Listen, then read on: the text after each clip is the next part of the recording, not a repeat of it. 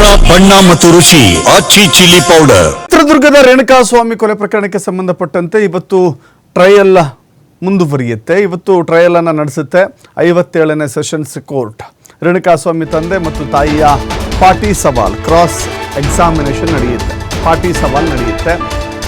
ವಕೀಲರಾದಂತಹ C V Nagesh ಮತ್ತು ಬಾಲನ್ ಈ ಪಾಟಿ ಸವಾಲನ್ನು ಮುಂದುವರಿಸ್ತಾರೆ. ಈಗಾಗಲೇ ಒಂದು ಹಂತದಲ್ಲಿ ಪಾಟಿ ಸವಾಲನ್ನು ನಡೆಸಿದ್ರು. ಇವತ್ತು ಮತ್ತೆ ಕೋರ್ಟ್ಗೆ ಆಗಮಿಸ್ತಾ ಇದ್ದಾರೆ ರೇಣುಕಾಸ್ವಾಮಿಯ ತಂದೆ ಮತ್ತು ತಾಯಿ. ಅವರಿಬ್ಬರನ್ನು ಕೂಡ ಶಿವನಗೌಡ ಮತ್ತು ಆಕೆಯ ತಾಯಿ ಅವರ ತಾಯಿ ಕೂಡ ಆಗಮಿಸ್ತಾ ಇದ್ದಾರೆ. ರೇಣುಕಾಸ್ವಾಮಿ ತಂದೆ ತಾಯಿಯನ್ನು ಇವತ್ತು ವಿಚಾರಣೆಗೆ ಒಳಪಡಿಸ್ತಾರೆ, ಪಾಟಿ ಸವಾಲನ್ನು ಮಾಡ್ತಾರೆ. ಘಟನೆ ನಡೆಯುವ ಮೊದಲು ಏನೆಲ್ಲ ಮಾಹಿತಿ ಅವರ ತಂದೆ ತಾಯಿಗಿತ್ತು ಅನ್ನೋದು ಕೋರ್ಟ್ ಮುಂದೆ ಸಂಪೂರ್ಣವಾಗಿ ತಿಳಿಸಬೇಕಾಗುತ್ತೆ. ಸೊ ಹೀಗಾಗಿ ಜೊತೆಗೆ ಇದೊಂದು ಇನ್ ಕ್ಯಾಮ್ರಾ ಪ್ರೊಸೀಡಿಂಗ್ಸ್ ಆಗಿರೋದ್ರಿಂದ ಹೊರಗಿನವರಿಗೆ ಅವಕಾಶ ಇರೋದಿಲ್ಲ. ಕೇವಲ ತಂದೆ ತಾಯಿಯನ್ನು ಮಾತ್ರ ನಿಲ್ಲಿಸಿಕೊಂಡು ಪ್ರಶ್ನೆಗಳನ್ನು ಕೇಳ್ತಾ ಹೋಗ್ತಾರೆ. ಪವಿತ್ರ ಗೌಡ ಪರ ವಕೀಲ ಹಾಗೂ ದರ್ಶನ್ ಪರ ವಕೀಲ ಇಬ್ಬರೂ ಕೂಡ ಪಾಟಿ ಸವಾಲನ್ನು ಮುಂದುವರಿಸ್ತಾರೆ.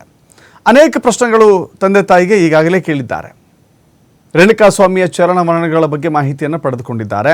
ರೇಣುಕಾಸ್ವಾಮಿ ಏನು ಮಾಡ್ತಾ ಇದ್ದ, ಅವತ್ತು ಕಿಡ್ನ್ಯಾಪ್ ಆಗಿರುವ ದಿನ, ಅವತ್ತಿನ ದಿನ ಹೇಗೆ ಆತನ ವರ್ತನೆ ಇತ್ತು, ಆತ ಕಿಡ್ನ್ಯಾಪ್ ಆದ ಕಾರಣಕ್ಕಾಗಿ ಅಥವಾ ಕಿಡ್ನ್ಯಾಪ್ ಆಗಿದ್ನ ಅಥವಾ ಆತ ಎಲ್ಲಿಗಾದರೂ ಹೋಗ್ತೀನಿ ಅಂತ ಹೇಳಿ ಹೋಗಿದ್ನ, ಅವೆಲ್ಲ ವಿಚಾರಗಳು ಮನೆಯವರಿಗೆ ಗೊತ್ತಿತ್ತ, ಅದು ಕಿಡ್ನ್ಯಾಪ ಅಥವಾ ಆತನೇ ಪೂರ್ವ ನಿಗದಿಯಾಗಿ ಹೇಳಿ ಹೋದಂಥ ಘಟನೆ ಆಗಿತ್ತ, ಹೀಗೆ ಅನೇಕ ವಿಚಾರಗಳನ್ನು ಅವರು ಕೆದಕ್ತಾ ಹೋಗ್ತಾ ಇದ್ದಾರೆ. ಜೊತೆಗೆ ದೂರು ಕೊಡುವ ವಿಚಾರಕ್ಕೂ ಸಂಬಂಧಪಟ್ಟಂತೆ ಕಾಣೆಯಾಗಿರುವ ಬಗ್ಗೆ ಯಾಕೆ ದೂರು ಕೊಡಲಿಲ್ಲ ಅನ್ನುವ ಮಾಹಿತಿಯನ್ನು ಕೂಡ ಕೇಳಿದ್ದಾರೆ. ಹೀಗಾಗಿ ರೇಣುಕಾಸ್ವಾಮಿಯ ತಂದೆ ತಾಯಿಯಿಂದ ಅನೇಕ ವಿಚಾರಗಳನ್ನು ತಿಳಿದುಕೊಳ್ಳುವ ಕಾರಣಕ್ಕಾಗಿಯೇ ಈ ಪಾಟಿ ಸವಾಲ್ ಇವತ್ತು ನಡೆಯುತ್ತೆ. ಅನೇಕ ಪ್ರಶ್ನೆಗಳು ಎದುರಾಗಬಹುದು.